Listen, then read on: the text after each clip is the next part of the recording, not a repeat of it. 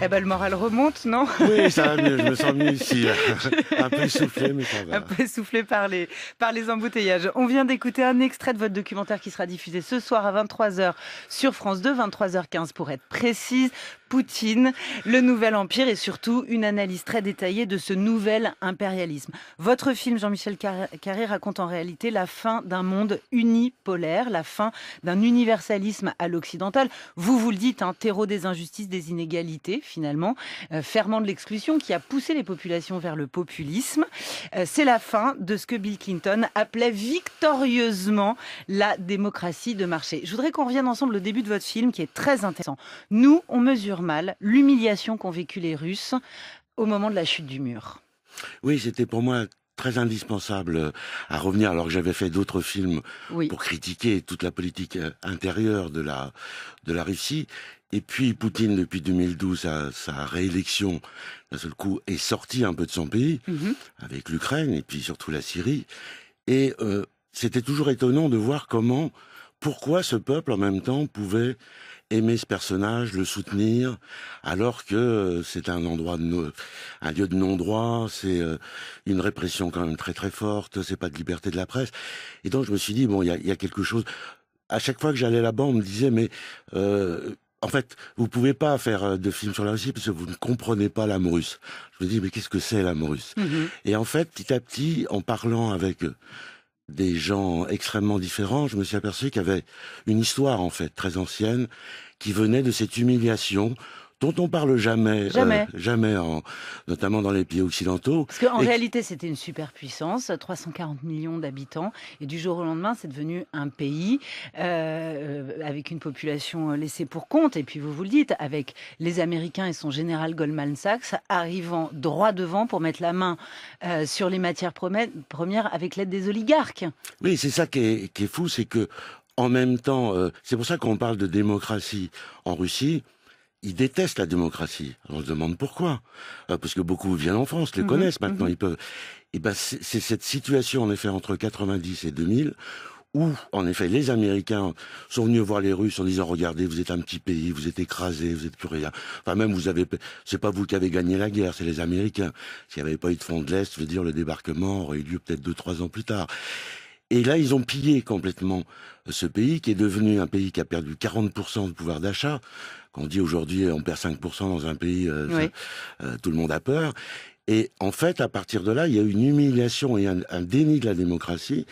Et que ça arrivait fin 90, en effet, dans un pays tenu par la mafia, C'est ça, donc dépouillé. on comprend très bien finalement ce que les Russes plébiscitent en matière d'autorité du pouvoir chez Vladimir Poutine, mais également dans sa volonté de restaurer la fierté de la Grande Russie. Donc ça, on le comprend très bien. Ce que vous expliquez également et qui est très intéressant, c'est que finalement, il y a eu une période où Poutine a tendu la main à l'Europe, à l'OTAN et aux Américains et qu'on lui a craché à la figure et que de ça, on est très responsable finalement. Absolument. C'était quand il est arrivé, ils ont dit bon, de toute façon, voilà, maintenant il n'y a plus la mafia, mais on va pouvoir faire des affaires. Poutine voyait les investissements, voyait l'Europe, voyait même l'OTAN, ce qui était quand même pas évident, et il est allé vers eux. Et il s'est pris claque sur claque, quoi.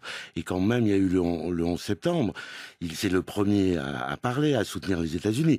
Alors, d'une manière un peu ambiguë, parce que lui venait quand même de lancer la guerre de Tchétchénie un an avant, ce qui lui a permis d'être au pouvoir avec 200 000 morts.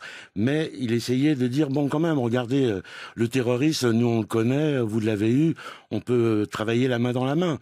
Et tout de suite, il y a eu la guerre d'Irak. Et là, ça a été le début, en fait, de ce qu'on connaît aujourd'hui. Plus les révolutions dans les pays baltes, ouvertement soutenues par les Américains. George Bush annonçant crânement l'adhésion de 7 pays de ces anciennes républiques à l'OTAN, ce qui a été pris comme une provocation. Là, c'était une trahison totale. Une trahison et une provocation militaire. Qu'est-ce qu'on appelle le racisme ? Alors le racisme, c'est un vieux truc qui date des années 20. C'est une sorte d'un côté les Slaves qui se retrouvent, une sorte de pays de continent entre l'Europe et entre l'Asie. Et petit à petit, Poutine a remis ça au goût du jour en disant c'est vrai qu'il y a justement cette âme russe, on a quelque chose de slave ensemble. Donc ça va de la Biélorussie au Kyrgyzstan. Oui, c'est ça. Voilà, avec un centre névralgique au Kazakhstan. Et l'idée, c'est de faire peser très lourd ce bloc, oui, et de l'orienter non plus vers l'Occident, mais vers l'Est, délibérément. Et c'est ça qui est vraiment le tournant de votre film, c'est cela.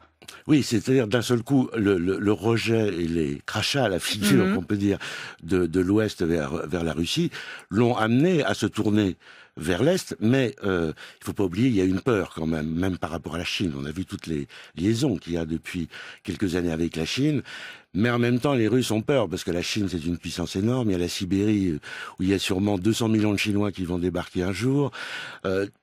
Donc il fallait qu'il ait quelque chose à lui, et donc cet eurasisme, pour lui, ça lui permet d'avoir un bloc quand même, et de dire à l'Europe, vous voulez pas de moi, bah on va exister d'une autre manière, on refait en même temps une sorte de nouvelle URSS, mais pas d'une manière impérialiste, simplement d'une manière volontaire. Volontaire, et puis on a des choses en commun. Alors, vous dites l'Europe, vous voulez pas de nous. On va écouter un autre extrait de votre film, c'est Hélène Carrère d'Ancos, qui analyse la haute responsabilité de l'Europe dans le dossier ukrainien.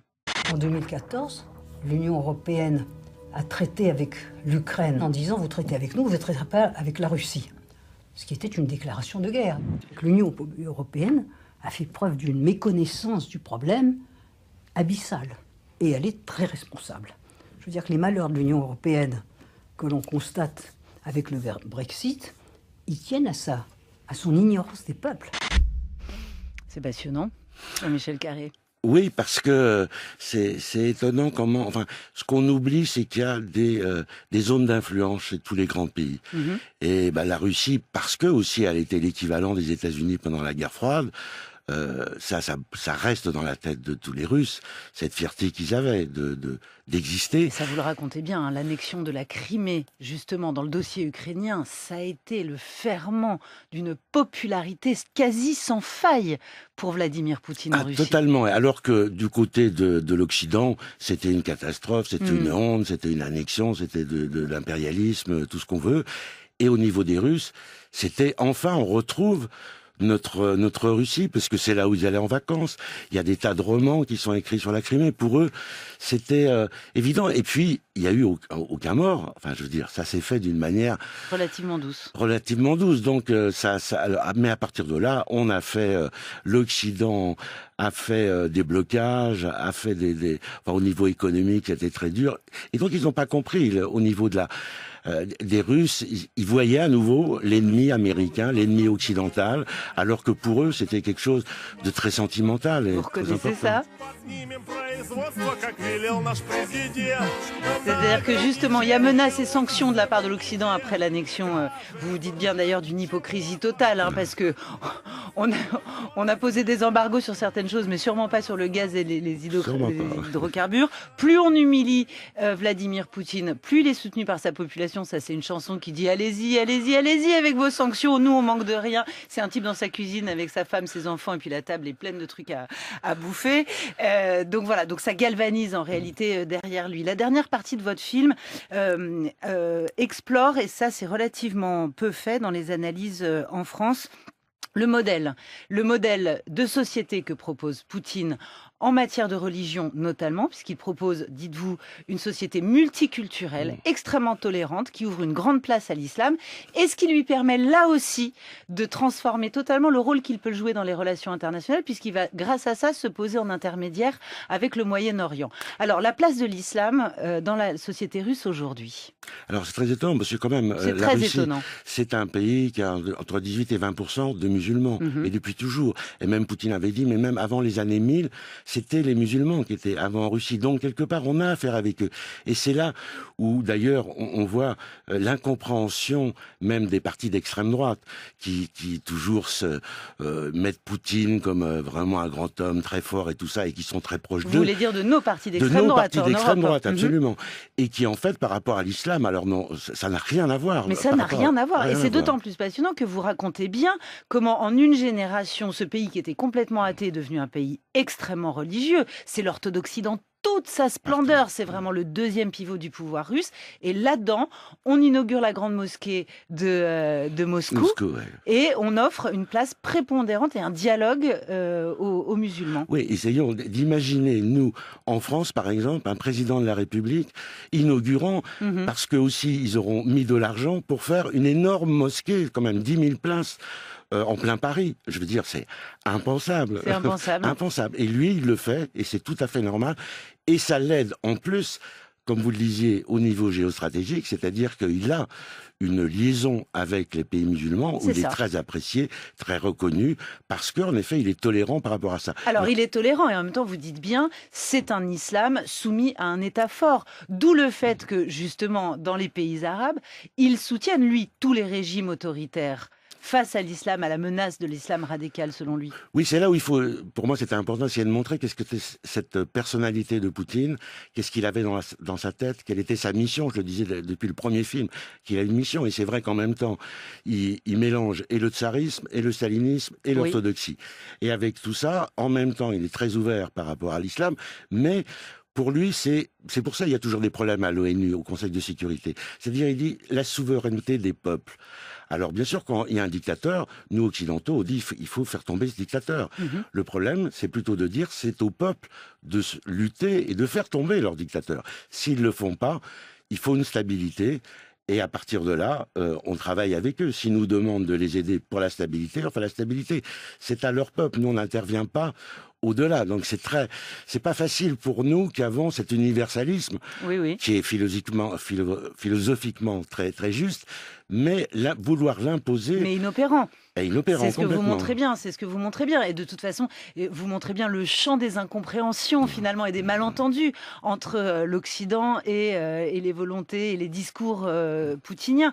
Ceci dit, justement, la conclusion du film, c'est que oui, il y a un nouvel ordre mondial, et que oui, au centre de ce nouvel ordre mondial, et là, la Syrie, on est en plein dedans, montre à quel point Poutine pèse très lourd sur cet ordre mondial, et à quel point l'Occident s'est affaibli.